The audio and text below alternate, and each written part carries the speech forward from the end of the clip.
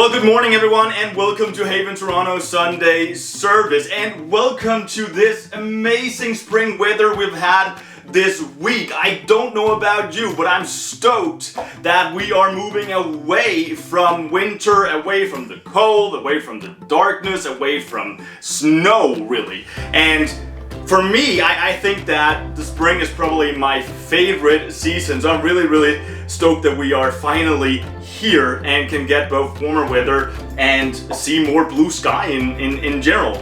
I also want to give a special welcome to you who might be new to our church, or maybe perhaps this is your first time in any church ever.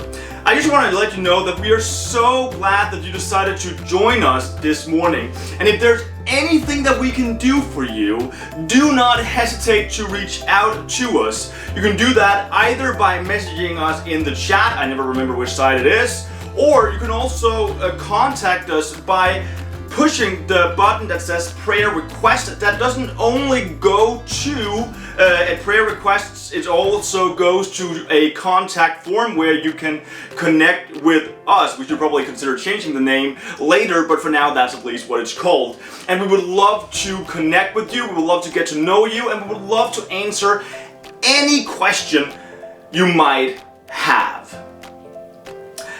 We have an amazing morning ahead of us, and I have been so excited about this particular service.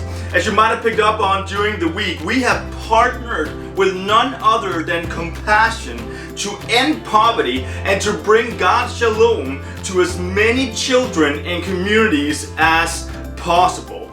And I think this partnership that we are doing here with Compassion is just so amazing, and you will hear a lot more about that later. And we call this morning our Compassion Sunday, and today we really, as I just said, focus a lot of our attention on this partnership and what that means. But yes, the service itself is also amazing. We have the CEO of Compassion, Allison Alley, who will be with us this morning, and she will be speaking to us this morning. And right after the service, we will have a hangout on Zoom where we can get together and do community, and you are invited. It's really just going to be a time where we will have a lot of laughs and a lot of fun. We'll have some competitions, and it's a great way to get to know new people, and it's also a great way to just do community in this season. When the pandemic started, a promise that we made to ourselves and to our church was that we would do our best to get the best out of it. And right now, as we can't meet in person, one of the best ways then to really do community is online. And this is an amazing opportunity. So you're invited, and we would love to see many of you there. While I have you, I also would love to ask you a question. Who can you invite to church? Now, this can be a service, this can be a life group, or this can be something third. Remember, as a church, we do not exist for ourselves, but for people who don't know Jesus. And every time we come together as a church, think about who you can invite along. Often think about who can you actually invite to church with you. Remember, an invitation can change a life. An invitation can change a life. We've seen that happening so many times before, and you have an opportunity to actually make a huge difference for people in your life by inviting them.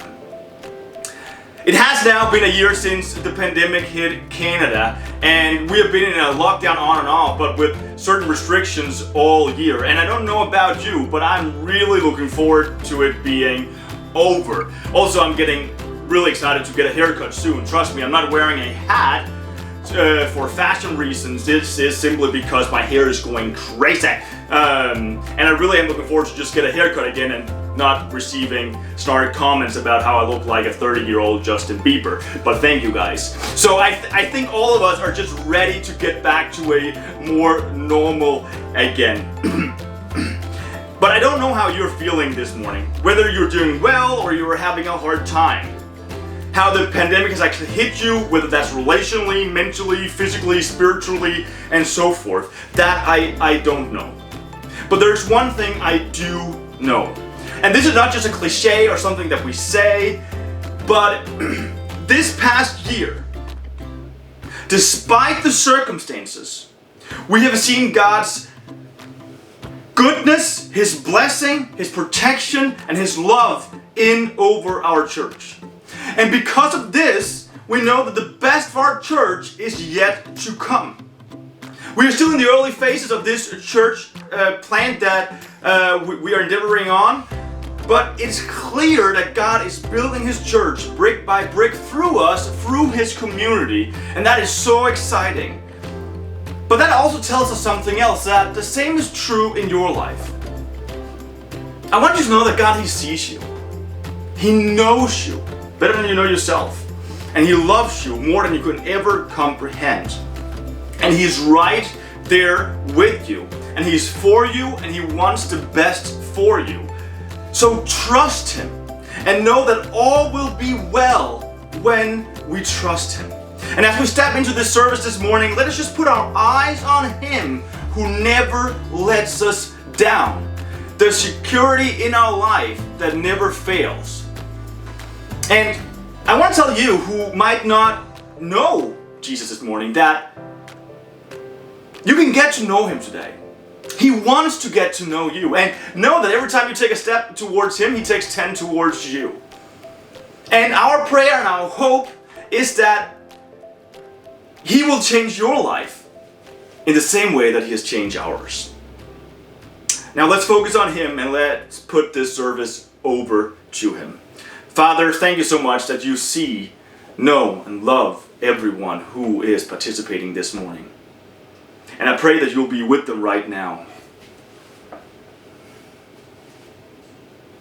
I pray that you will just have your hand in over them. And I pray that you will give them what they need.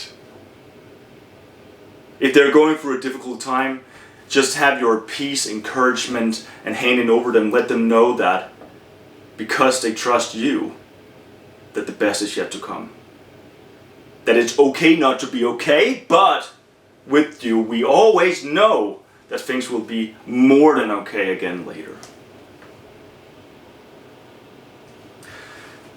We also thank you so much for this amazing partnership that we are entering now with Compassion. And I pray that you will help Allison communicate the why behind we're entering this partnership. Help me communicating why we are entering this partnership, and really what we as a church and individuals in this church can actually accomplish through this partnership with changing people's lives. And I pray that through today you will change us into becoming more like you, Jesus, and you will give us a greater heart and passion for the poor, for everyone who is subject to injustice, for everyone who is suffering. And I pray that we will act today as a response to that, and today actually make a small dent in poverty, and also change the world for many children. That I pray. Amen. Let's worship together, guys.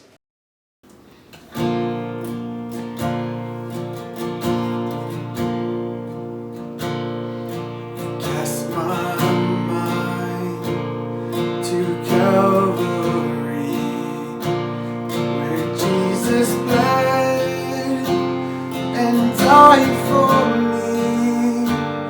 I see His wounds, His hands, His feet. My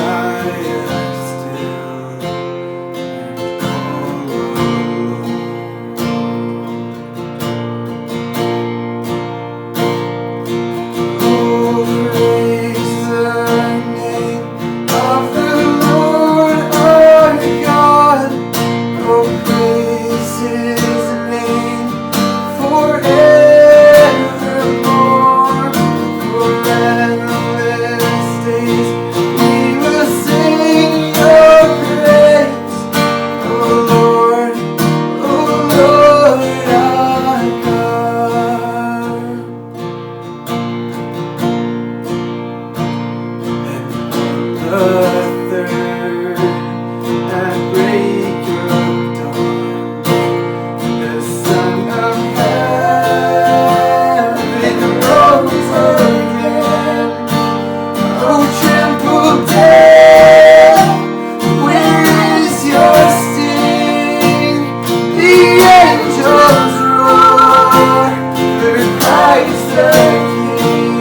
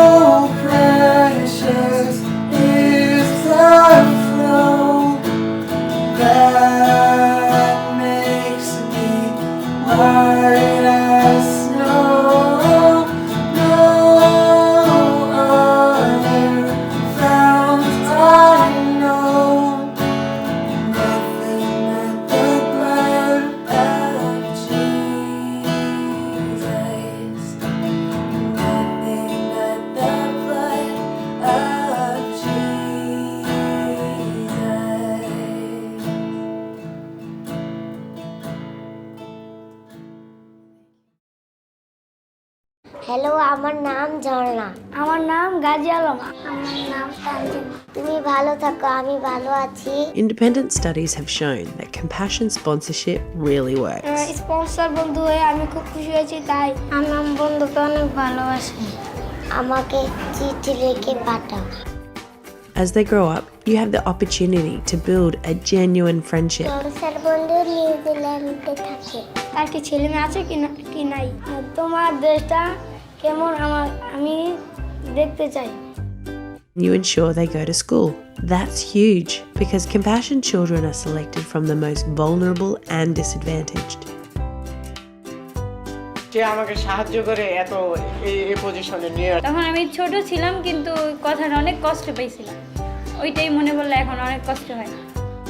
Without the opportunity to attend school, many children can expect a life of extreme poverty. As well as school, you send your child to the Compassion Project run by the local church. Here your child has a safe place to play. They receive healthcare and the nutrition they need.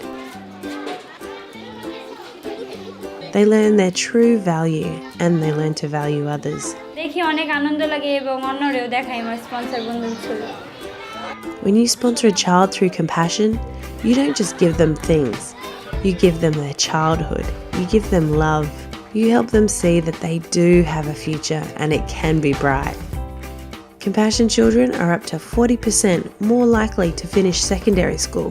They're up to 80% more likely to complete university. And they're up to 75% more likely to become community leaders. আমি বড় হয়ে doctor হতে চাই। Cricketer হতে চাই। পরে আমার police হওয়ার ইচ্ছা আছে। আমি বড় হয়ে ম্যাডাম হতে চাই, ডাক্তার হতে চাই।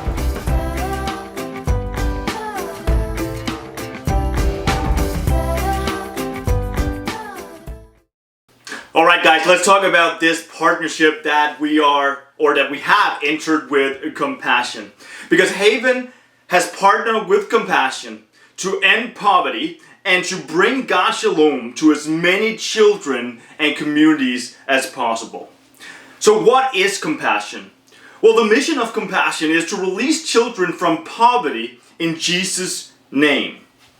Compassion is a child advocacy ministry that pairs compassionate people with children living in extreme poverty to release them from spiritual, economic, social, and physical poverty. And Compassion, they take a long-term approach to child development by investing in and for the life of each child. And through their holistic child development model, they blend physical, social, economic, and spiritual care together to help children in poverty fully mature in every facet of life and transcend what is often a generational legacy of poverty. They deliver whole life care by way of their frontline church partners that is personal, individualized, relational, and tailored to the child's age, gender, health, culture, and family situation. So why have we decided then to partner with Compassion? Our mission in Haven is that we exist to change the world by making disciples, planting churches, and ending injustice. And let me just emphasize, making disciples and ending injustice. The goal of Compassion is to end poverty for children and equip them as disciples. Now that hits at the very core of our mission and our identity. And through the partnership with Compassion, we can change the lives for innumerable children and make disciples out of many, and thereby put a dent in poverty and thereby injustice around the world. Therefore, entering a partnership with Compassion actually takes a step towards the vision that we want to reach in the world and fits perfectly with our core mission and identity. Compassion's child sponsorship is at the heart of who Compassion is and what they do. Through their sponsorship program, they can eradicate poverty one child at the time. We have made the decision to focus our sponsorship through Haven to 2 specific countries, Bangladesh and Sri Lanka. And we have done that for 2 reasons, need and opportunity. Many children in both Sri Lanka and Bangladesh live in extreme poverty and injustice. Furthermore, both countries are in the 1040 window, which means that they're also 2 of the most unreached countries with the gospel in the world. And our dream and prayer is that we here in Haven, together with Compassion, can sponsor and change thousands of children's lives forever over the next many years. And starting today, we are going to change lives in some children. But there's someone here who is much better at explaining all of this and telling all about this than I am. And we have the enormous privilege and honor of having none other than Alison Alley speak here with us this morning. She is the CEO of Compassion Canada and a phenomenal leader and speaker. She has 2 masters, an MBA from Western University from Western University, and a master in global leadership from Fuller Seminary. Alison is married and has 2 daughters, and they live in London, Ontario. And I would really encourage you right now, take out your notepad, take out whatever you write your notes on, really. Open your heart and really listen to Alison talk about God's heart for children in poverty, Compassion's work, and how you can make a difference through Haven with and together with Compassion. Here's to you, Alison. Well, good day, Haven, Toronto, and Haven, Denmark. It is a complete joy to be with you today on your Compassion Sunday. And for those of you who may be watching after, thank you for joining us as I have the privilege of inviting you into what God is doing through his church around the world and what God is doing through the ministry of Compassion. Pastor Jesper, thank you so much for inviting me personally to spend time with your community in this way. So I thought I'd start by inviting you into my story, because I know that God often speaks in profound ways through the way he works through everyday, ordinary people. And I am certainly one of those individuals. So over 20 years ago now, I found myself leaving for Chiang Mai, Thailand. And I was traveling with a group of about a dozen or so young people who were going to teach English to elementary school kids and to engage in missions work there. It was my first international experience. And for me at that age, I had not yet left the comforts of Canada and my Western affluent reality. It was also the turn of the century, and I was well aware that world leaders had recently signed on and committed to this thing called the Millennium Development Goals. And they aimed to combat poverty, child mortality, disease, hunger, illiteracy. And these issues, I understood at the time, were far-reaching and pronounced. But to me, as a young adult, they were also just so far away and foreign to me. That was until one day we found ourselves at the border of Thailand in the northern area. And we were visiting this village and hearing about the history and the turmoil that this community and its people and individuals had encountered. We heard about the exploitation of vulnerable ethnic minorities who were displaced by war. Families walking for days to enter into a country to escape violence, only to be denied basic human rights, making them vulnerable to things like trafficking and abuse. Not having access to healthcare and education, not being able to own land or work outside of the area, and therefore being trapped in the extreme poverty and injustice reflected in the village that they found themselves in. That evening, I was invited to join a family in their home for dinner. And In Thailand, this was a home that was raised on stilts. The floors were bamboo with this steel roof. And, I remember it because I was assured that the floors were strong enough to hold me, but man, were they flexible enough to make you pray. And we sat there with this family and they told us their story. They told us how it impacted them to be walking with their children on their backs, to not be able to earn an income, to not be able to put food on their table at night, to not be able to care for their kids when they got sick. When all of a sudden our translator, as she was sharing this story for us or with us, lost herself in tears, just unable to speak. When she uttered the words that this family was also unable to save their child's life. This family lost a child to this thing called poverty and injustice. And this was all of a sudden for me no longer a far away foreign thing, but it was front and center right in front of me. And this couple's despair was so real and so raw, like it had just happened yesterday. And so we offered what we had. We shared about a God who knows their name and knows their needs, a God who comforts those who mourn, and a God who promises that one day he will wipe away every tear from their eyes, and there will be no more death or sorrow or crying or pain. But all of those things will be gone forever. And then we left. And I eventually left Thailand and went back to Canada. But I left with this heaviness in my heart and something that I really couldn't reconcile with the wealth and the opulence that was welcoming me when I came back home.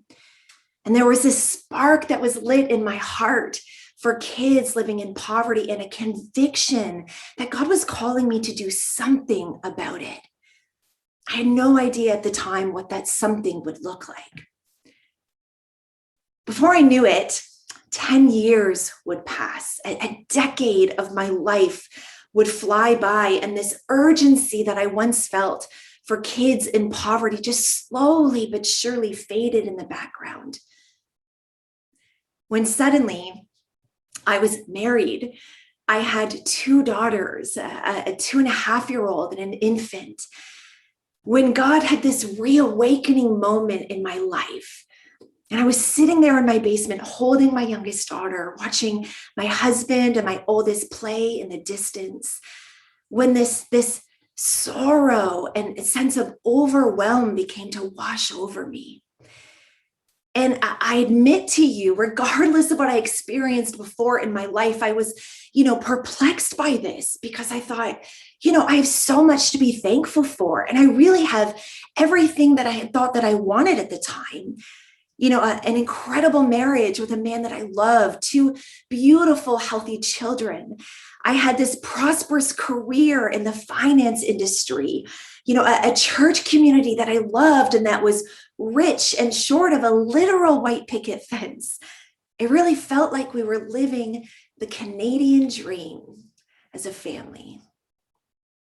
And as my eyes were locked on my baby girl and as the tears began to flow, it was almost as if God removed the blinders in my life and allowed me to see my life and the life of those on the perimeter of it more clearly once again. And I recognized that I had slowly become so completely and narrowly focused on my own little world, on working hard to provide my kids and my family with everything they could ever need and more than they could ever want, while completely ignoring the needs of other kids and individuals around the world.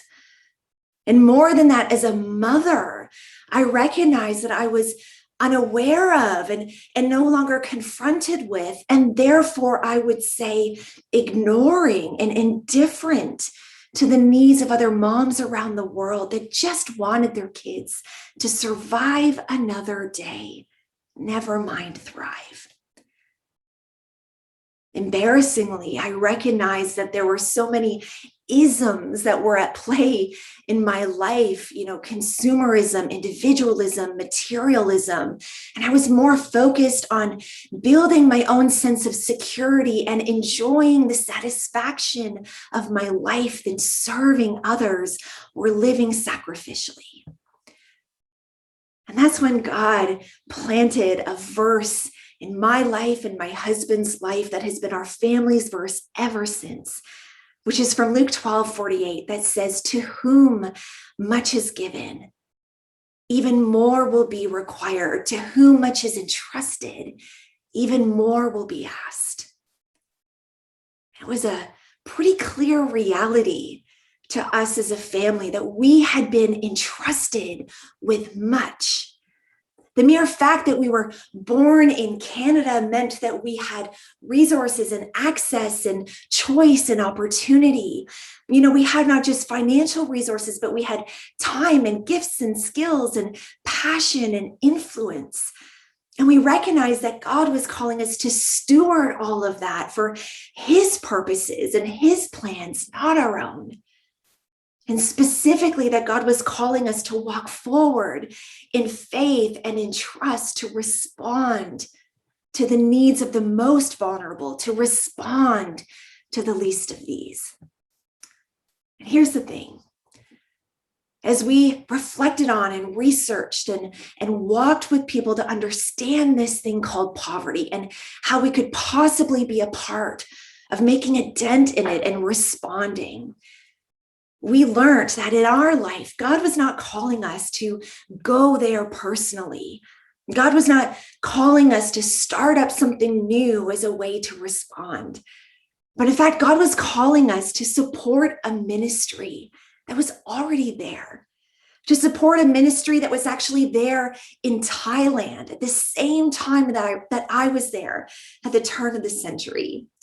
An organization that mobilizes local churches in 25 countries so that they can respond not just to the urgent, critical, daily needs, but to the long-term, holistic needs of kids and families in their own community. And so we took one faithful step as a family, and we sponsored one child, a little boy named Jimmy from Ecuador, through an organization that I knew so little about, except for my pastor in my local church said that this was an organization that I could trust. And I'll tell you, our lives radically changed as a family. Our dinner conversations changed, our prayer lives changed, the way we looked at the world around us changed.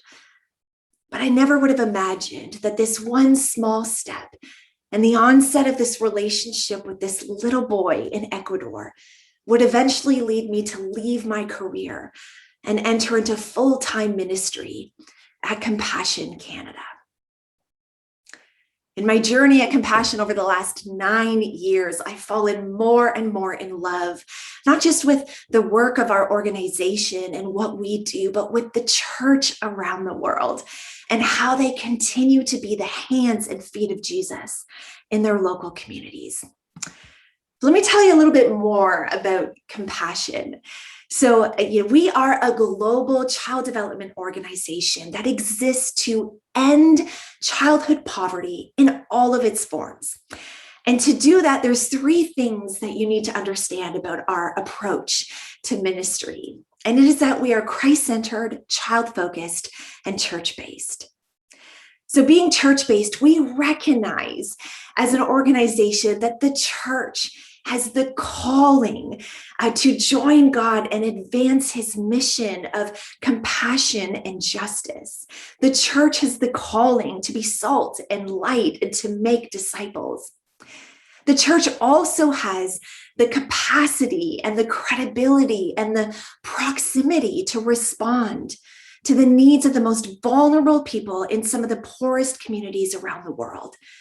The church is often there. They have their buildings, they have infrastructure, they have leadership, they have staff, they have a vision for their community, and they are trusted because they've been there before Compassion, and they will continue to be there, investing in their communities long after Compassion. And so we partner with over 8,000 churches currently, people who are indigenous to their culture, who know the names and the needs of their neighbors, and who are catalysts for ongoing life transformation and community change. The second thing is that we are Christ-centered. And so Jesus's life and teaching shape everything that we do. They shape our programs and they shape how we think about our ministry as an organization. We often say, and this is important to understand, that, at Compassion, we are compelled by the gospel to love others, to be compassionate and generous and invitational and inclusive, and to care for their physical needs, but to also care for their spiritual needs. And so we're not just compelled by the gospel to love others, but we're compelled by the gospel to share the good news of Jesus with those that we encounter and those that we love and serve. And lastly, we are child-focused. So we recognize the unique needs of children who are born inherently vulnerable, dependent on loving and nurturing communities, dependent on loving and nurturing adults and leaders in their life. And we follow in the example of Luke 2:52, where it says that Jesus grew in wisdom and in stature, in favor with God and favor with man. And so we help develop children holistically, caring for their spiritual, their social, their physical, and their cognitive needs. And I'll tell you, in my years serving in this ministry, in my year and a half of being the leader and the CEO of Compassion Canada, I can tell you that we have seen time and time again how a changed child can change a family, and how changed families can change communities, and how enough to change communities, we believe in time, can change the face of entire nations. So exactly 1 year ago, I was in Bolivia in March 2020, if you can believe it. And I was spending time with our local church partners there, hearing about not just the needs in their communities, but how they were uniquely responding and contextualizing their efforts to meet the real desperate needs of kids and families in their communities. And one day I had the opportunity to have lunch with a woman named Rosemary. Now, Rosemary came from generations of violence and abuse against women. In fact, this cultural norm of oppression against women was so prevalent in Rosemary's life and her community that when her daughter was born 15 years ago, she struggled continually throughout her pregnancy and after her daughter was born to choose life. She also struggled to choose her own life because of just how challenging her circumstances were, that she thought it would just be better for her and her daughter to no longer be alive.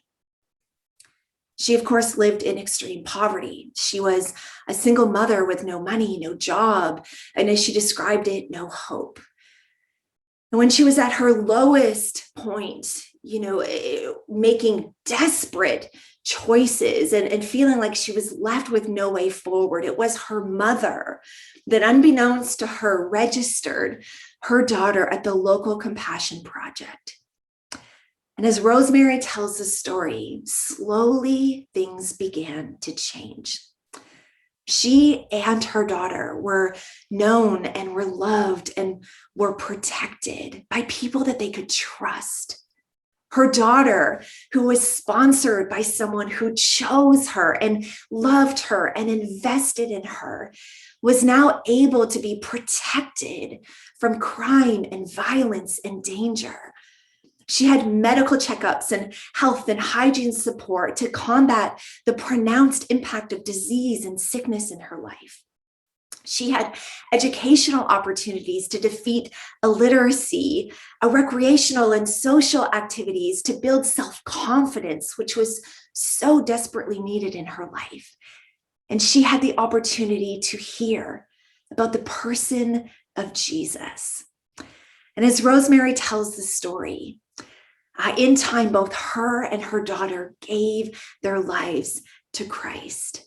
Their outlook changed. Their sense of hope began to enter their lives. And Rosemary got more plugged into the local church.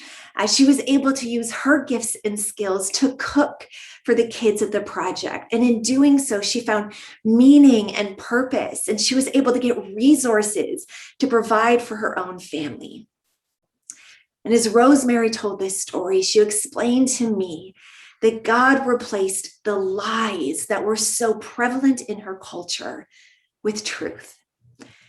That she is created in his image with dignity and worth and gifts and skills, and that he had plans and purposes for her life.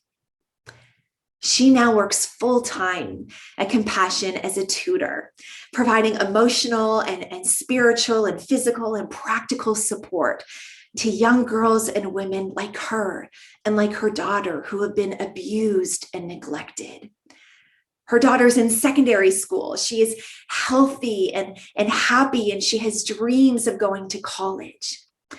And as we left, Rosemary told me that the word that God had given to her was that she was more than a conqueror through Christ who loves her. I left Bolivia a few days later, and a few days after that, the world began to shut down. And neither of us knew at the time just what she and her community and her family would face in the weeks and the months ahead, and the new ways that she would need to depend on God for strength and for comfort as she then reached out to the needs of those around her.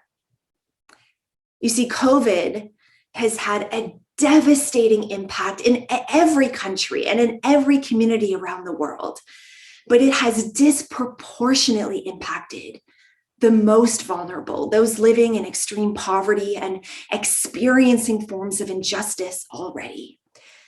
You know, I've heard it described that while we're all in the same storm, we're not all in the same boat. And for those living in extreme poverty, they're living without safety nets. And it means that when a crisis like this hits, their very survival is on the line.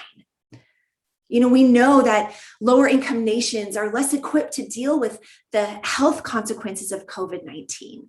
You know, they already have these fragile and strained systems and weak institutions. But on an individual level, everything about COVID-19 is magnified for children and families in poverty. Hygiene and clean water is a luxury for so many of them. Social distancing is nearly impossible as many live in these crowded multi-generational homes and overcrowded communities.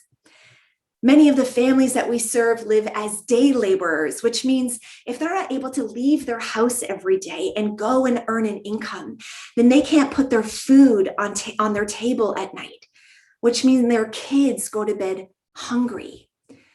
We've heard stories of individuals cooking water with cinnamon to try and give flavor to the emptiness that would be filling their children's bellies.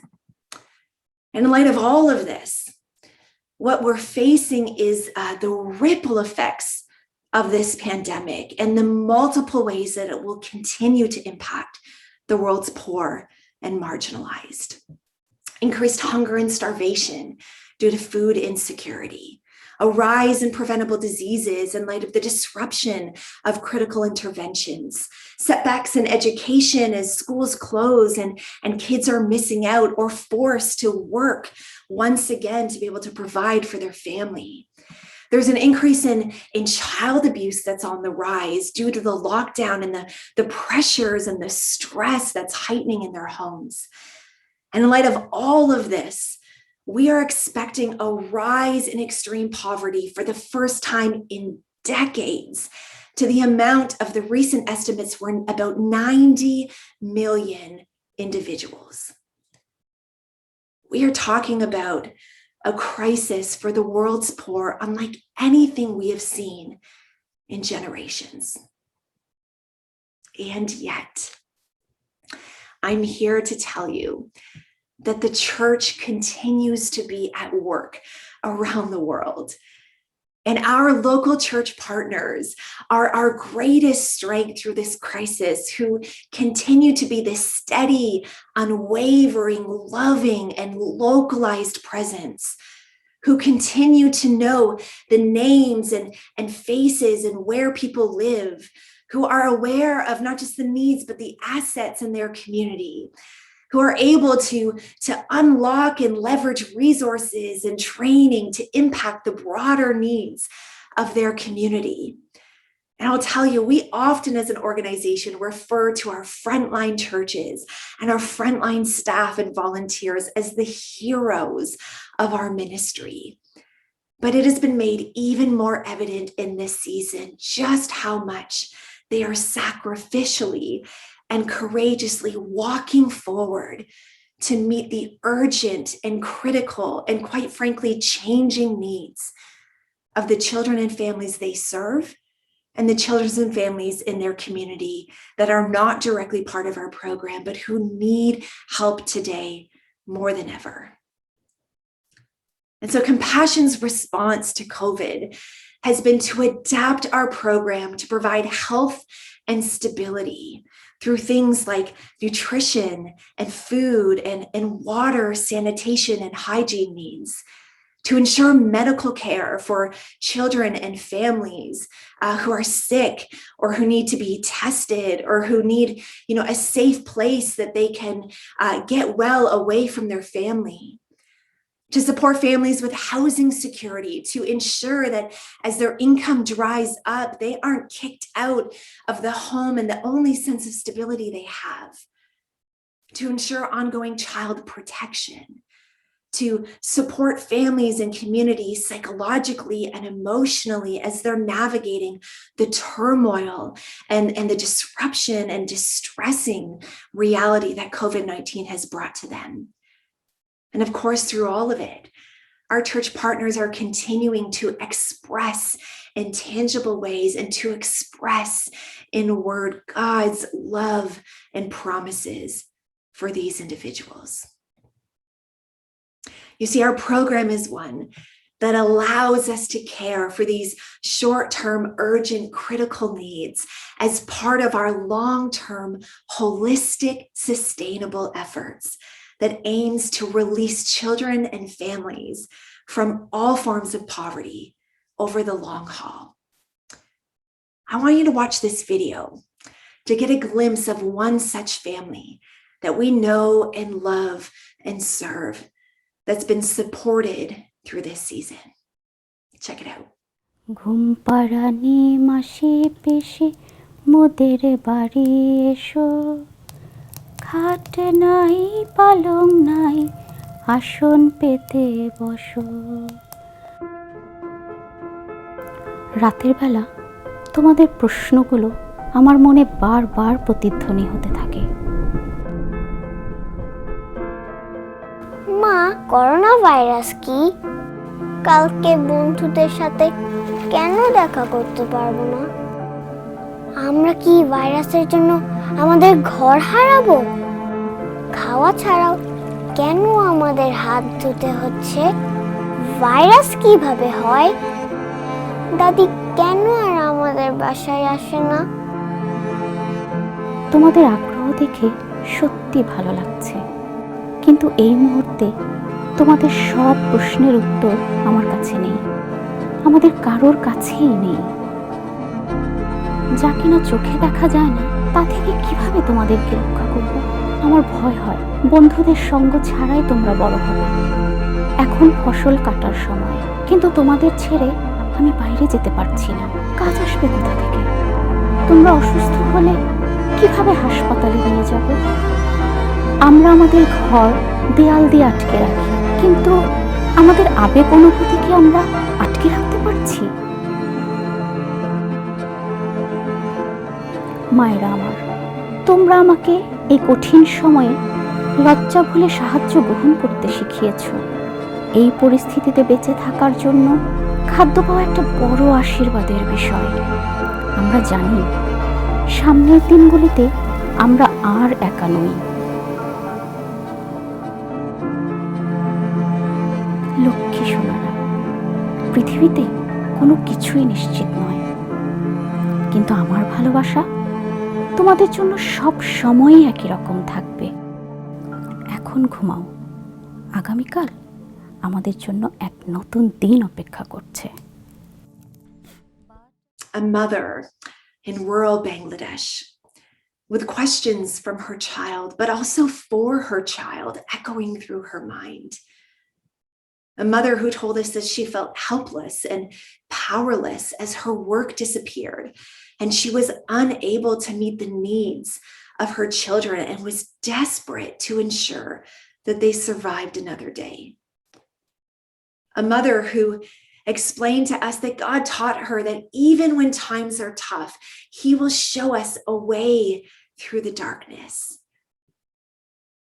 A mom who described that God showed up through our compassion partners who cared for the physical needs of her family, providing food kits with eggs and lentil and oil to ensure that they didn't just have enough food to eat, but that they had healthy, nutritious food. Our partners who ensured that their health and hygiene were taken care of with supplies and kits to ensure that, they could continue to stay well through the health crisis. Our partners who ensured that they knew that while this was an incredibly isolating time, as they worked to try and stay distanced from individual, that they were actually being held close to a community that know them and loved them and wanted to walk with them through this trial, however long it would be.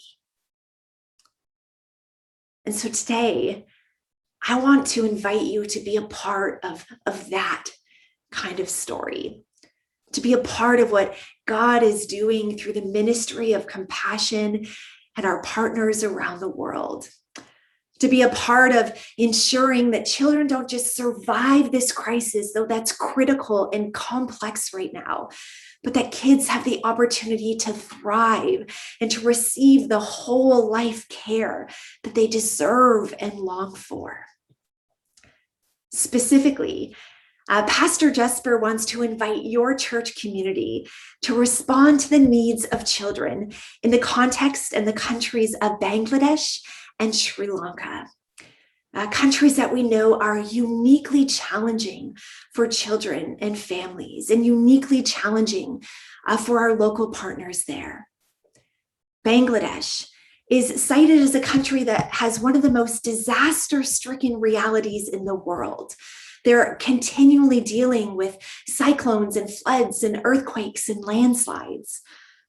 A country that has 26 million children that live below the national poverty line. And in addition to that, has the highest rate of child marriages in all of the countries that Compassion works, which we know is a violation of their national law. Sri Lanka, a country where almost 75% of the children that live there live in poverty.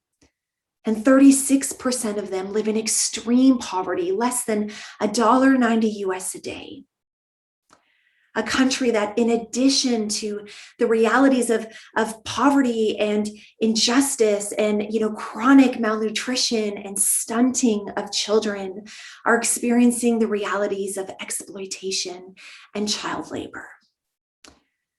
But Compassion Bangladesh and Sri Lanka are there. And they're caring for the physical and the social and the cognitive needs of children.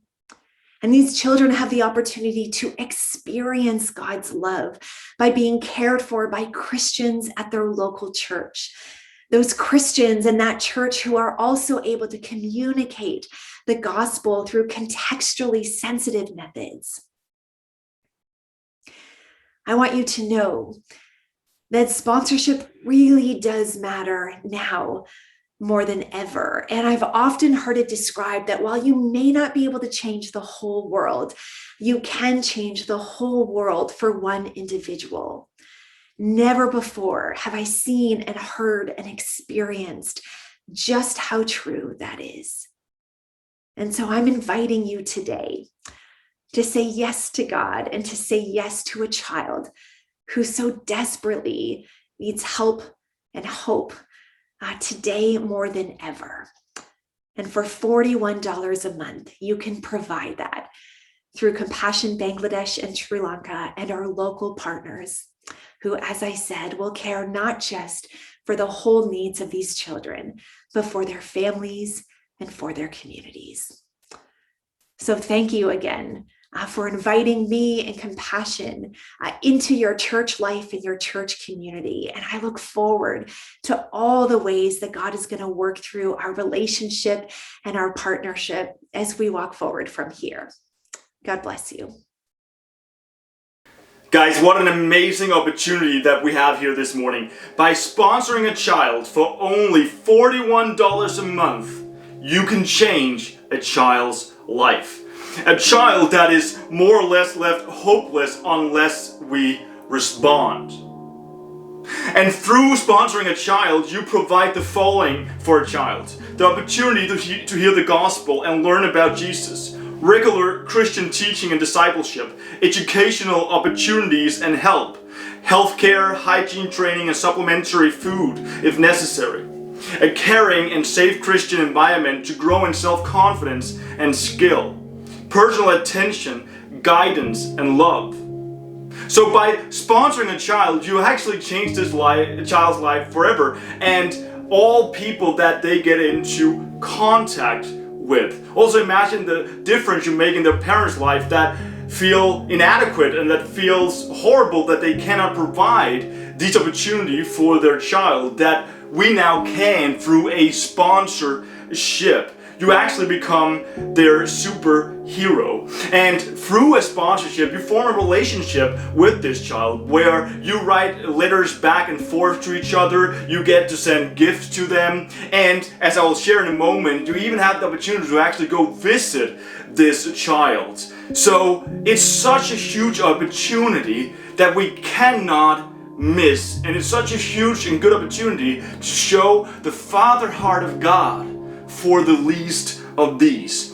So if you want to sponsor a child today, then I will encourage you to just push the button up here at the top of the screen where it says sponsor a child, and you will go to the landing page that we have made together with Compassion, because these children here that you will find on this landing page all lives in the same cluster in the countries we are focusing on, Bangladesh and Sri Lanka. That makes it easier for two reasons. First, it makes it easy for us to potentially visit some of the kids that we are sponsoring. Imagine that we can do a trip in a couple of years where 15 or 20 of you guys go to Bangladesh or Sri Lanka to actually visit the children that you are sponsoring. I know that will also mean the world to them. And it also opens up the possibilities and opportunities for us to do something in that specific area where the cluster is. So my encouragement is really to take that step today to sponsor a child. It's one of the best decisions you can ever make. And our prayer and hope is that most of you who are part of Haven start sponsoring one child or more. So go to the link at the top of the screen where it says sponsor a child. We will also post this link in our Facebook group. And our prayer is that many, many children will get sponsored today. Thank you so much, guys.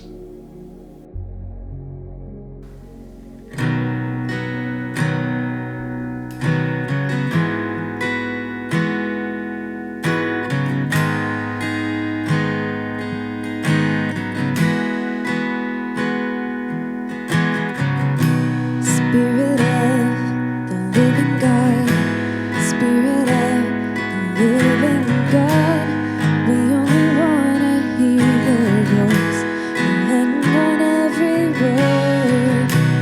Spirit of the living God, Spirit of the living God, we wanna know you more and more and hang on every word.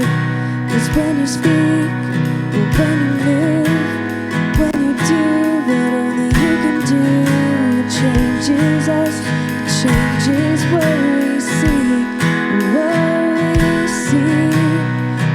can in the room. When you do what only you can do, it changes us, it changes what we see, what we see.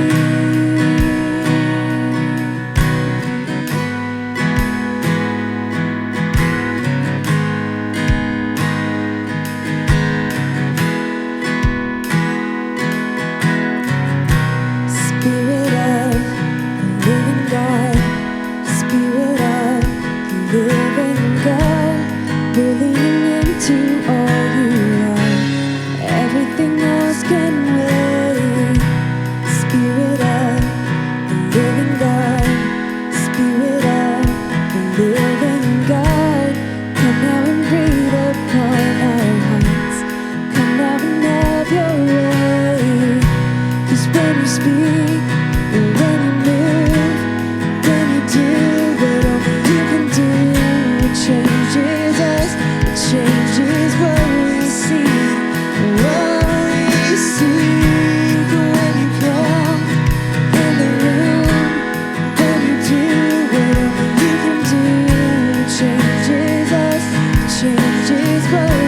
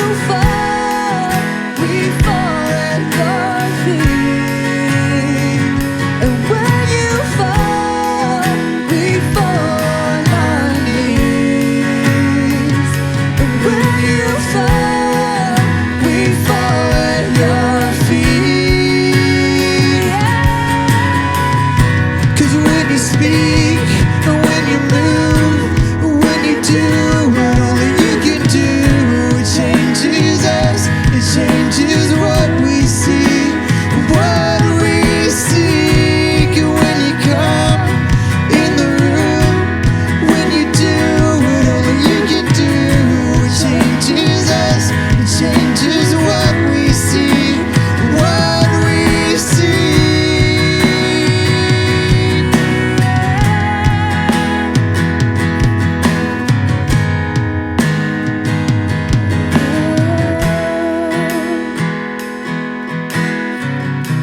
Spirit of the living God, Spirit of the living God, we're leaning into all you are. Everything else can wait. Well, we're coming to an end here, but just before we end off, I just want to say thank you so much to Compassion. We are so excited about this new partnership that we are entering together with you guys, and our prayer, our hope, and our dream is that we together can change thousands of lives through the different sponsorship that we get to do in our church and through the churches in our network. And also thank you so much, Allison, for that timely word and for your encouragement and taking the time to be with us this morning. I'm just so excited about everything that we get to do together with Compassion. It's such a great way to just change children's lives. And I do hope that you've had the chance to sponsor a child. But if you haven't done that yet, you can of course also just do it after the service. You know where to find it now. Just go up top of this page. You can find sponsor a child, or you can also see the link that we put here in the chat. We'll also put the link in our Facebook group.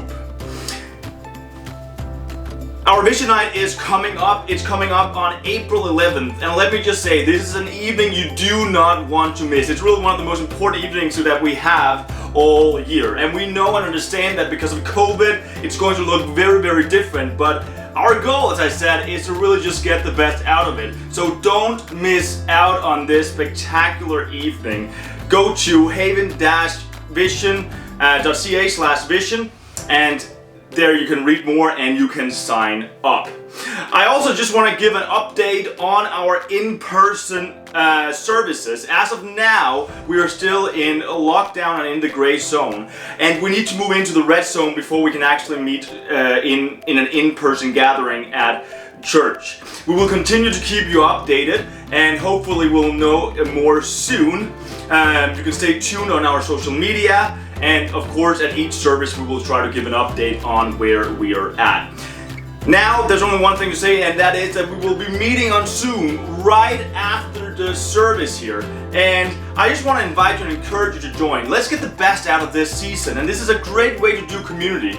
We will meet on Zoom after this, and it's a great way to just get to know new people. It's a great way to have fun, and yeah, as I said, just have community. So I hope to see you there. You'll find the link in our chat, and we will also post it in our Facebook group, so that if you miss it in the chat, you can always access it through there. Other than that, there's only one thing to say, and that's have a great Sunday. God bless you, and we'll see you next week.